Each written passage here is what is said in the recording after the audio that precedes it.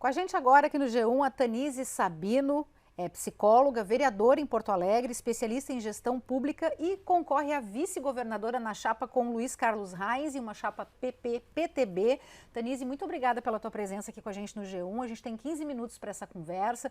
E eu começo te perguntando, então, nosso tempo começa a contar a partir de agora, sobre a questão do agronegócio, né, do campo. O Reis tem uma atuação muito forte, uma ligação muito forte com esse segmento.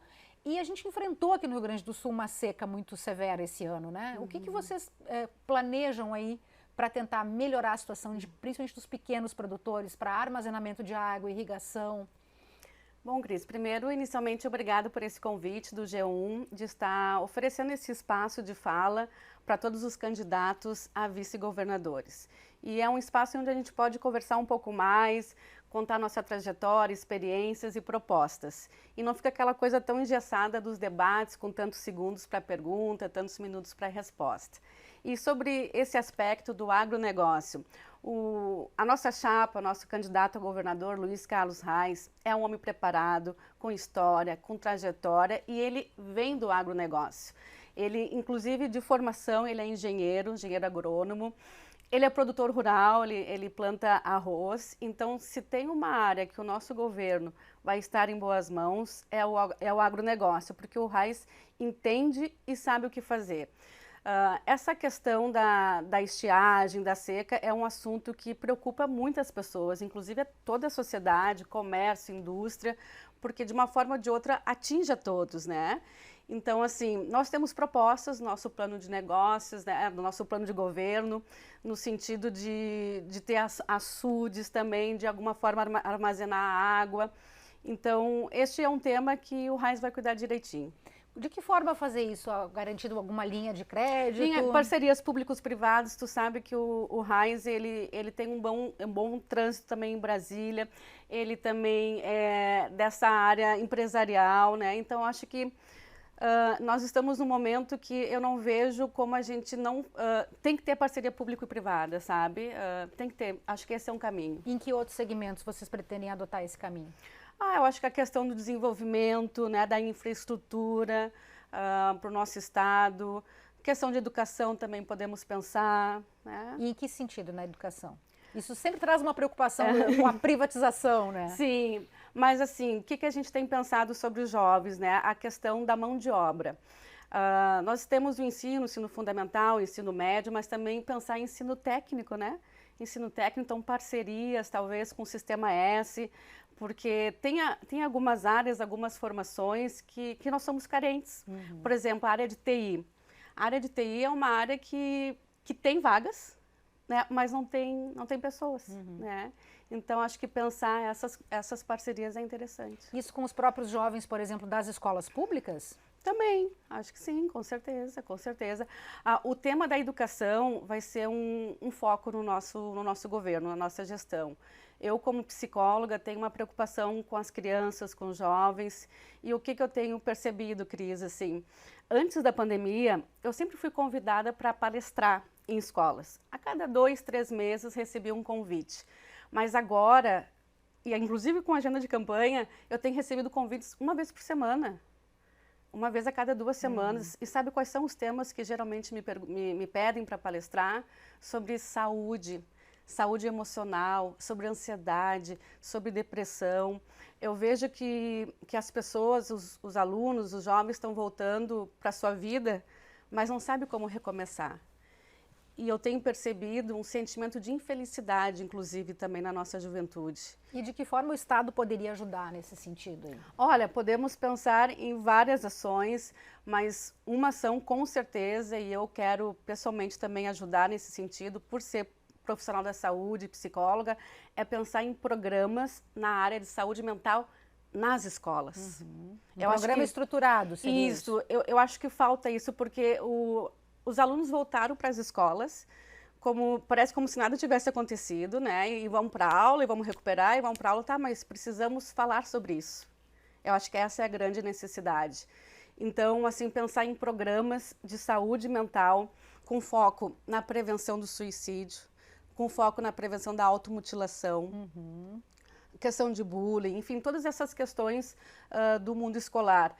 E isso é uma coisa interessante. O presidente Bolsonaro, ele instituiu uma lei, a 13.935 de 2019, que prevê que a rede escolar contará com profissionais da área da psicologia e do serviço social nas escolas. Eu sei que é um grande desafio. Teria que contratar pessoas, né? Como é que a gente vai pensar um psicólogo, um assistente social para cada escola? Eu sei que isso é um desafio, mas vamos pensar em alternativas, parcerias, talvez pelo Fundeb, vamos pensar de alguma forma como isso pode ser viabilizado, mas o psicólogo na escola, psicólogo escolar, né? Hoje a psicologia tem várias especialidades, pensando nesses programas de saúde mental. E nós estamos no mês de setembro, conhecido como Setembro Amarelo, né? Que é o mês de prevenção ao suicídio, e aproveitar esse momento também para falar sobre isso, que é uma pauta muito importante, né? A cada 40 segundos, uma pessoa realiza o suicídio no mundo. A cada 45 minutos, uma pessoa morre por suicídio. Então, são dados realmente alarmantes, que chamam a atenção, e precisamos de políticas públicas neste sentido. Para executar tudo isso que está no plano de governo, a gente vai falar um pouquinho aí da questão da responsabilidade fiscal e do acordo que o Rio Grande do Sul entrou junto à União, né, para pagar a dívida. Tanto a direita quanto a esquerda, os candidatos têm criticado o formato desse acordo, o engessamento que ele traz, né, o comprometimento. Vocês pretendem revê-lo? Vocês querem outros termos? Concordam com esses termos? Ele vai limitar bastante, por exemplo, até mesmo o ingresso de pessoal dentro da estrutura pública, né? Tu falaste uma palavra muito importante, responsabilidade fiscal. O governante, ele tem que ser responsável. O governador que assume, o dinheiro não é dele, ele pode fazer o que quiser, como quiser, né? O que a gente fez uma análise dos últimos anos, dos últimos 50 anos no nosso estado, e nos últimos 50 anos, só por 8 exercícios, nós ficamos no azul, como se diz, né? No restante, tudo no vermelho. Então, assim, tem que ter responsabilidade com o dinheiro público. E nesse aspecto, essa questão do regime, do plano de recuperação fiscal, já foi assinado, enfim, né? Mas o que a gente tem pensado e avaliado? Sendo eleito, o governador Luiz Carlos Reis, ele vai conversar com o presidente que assumir, com o presidente que for do Brasil, para tratar sobre esse plano, juntamente com outros estados, porque nós também não estamos sozinhos, né? Tem outros estados que também estão com os piores indicadores fiscais possíveis, né? Rio de Janeiro, São Paulo, enfim, e tentar negociar, tentar rever esse pacto. Por quê? Da forma como está, ele é impagável. Nos próximos 4 anos, o governador que assumir terá 14 bilhões de dívidas. Bilhões? Bilhões de dívidas, B de bola, né? Então, assim, ao longo do ano, ao longo do tempo, né, desse período, vai ficando insustentável. Então tem que rever isso, com certeza. Falando um pouquinho agora da área da segurança pública, né, tu és uma mulher aí na chapa, a gente tem alguns problemas, né, que estão aí afetando a sociedade, principalmente a questão dos feminicídios, né, que tem aumentado, a pandemia também exacerbou esse problema. Que políticas vocês pretendem adotar para tentar combater esse tipo de indicador aqui? A questão da segurança pública vai ser uma prioridade para nós, inclusive nós temos na nossa chapa, como candidata ao Senado, a comandante Nádia, que é dessa área de segurança, e a gente se preocupa com isso, principalmente o feminicídio. Nós somos mulheres, né? Eu tenho certeza que uma mulher tem medo de sair à noite, 10 horas da noite, sozinha. E leva mais uma amiga, pede carona, né? Então, essa questão da segurança, ela é complicada. E a questão do feminicídio, né? Eu tenho dito que em briga de marido e mulher, o Estado vai meter a colher. Porque um tempo atrás, Cris, a gente achava que a violência doméstica era um assunto privado, de homem e mulher, e não tinha que se meter, né? Na verdade, a gente vê que é um problema sério, é uma política pública. Então, a gente precisa olhar para essa realidade e intervir de várias formas. Primeiro, incentivando a questão da notificação. As mulheres ainda têm receio de fazer a denúncia, fazer a queixa. Tá. Mas e depois disso? Depois que ela faz? Feita, né? Então, assim, a rede, tem que ter uma rede de apoio, uma rede de acolhimento, tem que ter um abrigo, tem que ter uma casa institucional para ela ir com a família, com os filhos. Outra coisa que muitas mulheres não fazem a denúncia é o ciclo da violência, a questão da dependência econômica. Muitas mulheres, às vezes, acabam se sujeitando porque não tem para onde ir, não tem emprego. Então, pensar em formas do Estado poder capacitar essas mulheres, oportunizar políticas públicas na área de emprego e geração de renda. E a questão do machismo, né, Cris? Porque é um problema cultural. É um problema cultural.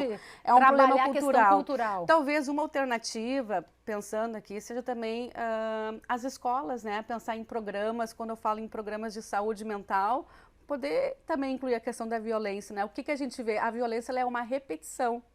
Então, assim, aquele casal que tem filhos, meninos, né? Filhos homens, que vê um pai batendo na mãe, a tendência vai ser ele repetir. A psicologia explica muito bem isso, a tendência vai ser ele repetir, né? Então, pensar em programas de saúde mental, não só para os alunos também, né? Mas também para a família, para toda a rede escolar, para os diretores, para os professores, né? Toda a comunidade escolar. Ainda dentro da questão da segurança pública, eu li recentemente uma declaração do candidato Reins dizendo que ele é contra o uso de câmeras, né, nos uniformes da Brigada Militar. A gente tem um episódio muito recente aí que envolve o jovem de 18 anos em São Gabriel e que trouxe à tona novamente esse debate, né, sobre a questão da violência policial e o uso dessas câmeras como forma de fazer um controle maior, um controle social e público, né, sobre a atuação das forças de segurança. O que fazer, então, já que a candidatura é contra isso, né? Vocês têm alguma outra proposta? O Reis tem se colocado contra isso. O que eu penso, né? Nós temos que, na verdade, falar com a família da segurança. Como é que a segurança pública está vendo isso? Eles querem, eles têm interesse, porque eu sei que comprar essas câmeras não deve ser uma coisa barata. Mas é esse investimento que a segurança pública quer em câmeras acopladas um policial. Eu tenho tido a oportunidade de conversar com vários brigadianos, como a gente diz, né? E o que eles dizem? Quando eles abordam, por exemplo, alguém na rua e tal, eles têm que pesquisar no próprio celular deles a placa. Eles não têm nenhum instrumento de trabalho. Então, se a gente vai fazer um investimento tão grande em câmeras, será que é isso que é necessário nesse momento? Nós temos a experiência de São Paulo, né? Mas que outros estados têm? Como é que estão sendo os resultados? Acho que a gente tem que avaliar e conversar com o público de interesse, que são os resultados são positivos até o momento, né? Em outros lugares onde já foram adotados esses mas é isso que a gente tem que avaliar. Acho que a gente tem que avaliar. Eu acho que esse é um assunto que tem que avaliar e conversar com a segurança pública se este investimento que vai ser feito é isso que eles querem? É isso que eles precisam neste momento? Voltando um pouquinho a falar da área da educação, que eu acho que está tudo interligando aqui a nossa conversa, na questão das aprendizagens, principalmente, né, a gente tem uma deficiência muito grande aí que ficou da pandemia, né? São 2 anos de pandemia que evidenciaram aí um problema que o Estado já vinha apresentando há muitos anos. O que fazer especificamente sobre isso? Esse tema referente ao ensino, educação, é um tema muito importante para nós. E assim, Cris, os dados são alarmantes. 8% dos alunos no ensino médio têm o ensino referente à matemática de forma adequada. 40% dos alunos têm um ensino adequado em português. Então, assim, realmente a gente vê que precisamos melhorar muito a qualidade do ensino.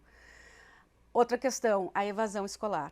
Os dados mostram quase 11% de evasão escolar, isso significa 14 mil jovens fora da escola. Então, nós precisamos ter uma busca ativa, recuperar esse jovem, esse aluno para a escola e também investir na qualidade do ensino. Então, eu digo assim, é o jeito de ensinar e o jeito de aprender. A escola, Cris, quando o aluno for para a escola, o momento mais importante não pode ser o recreio ou o intervalo e nem a merenda.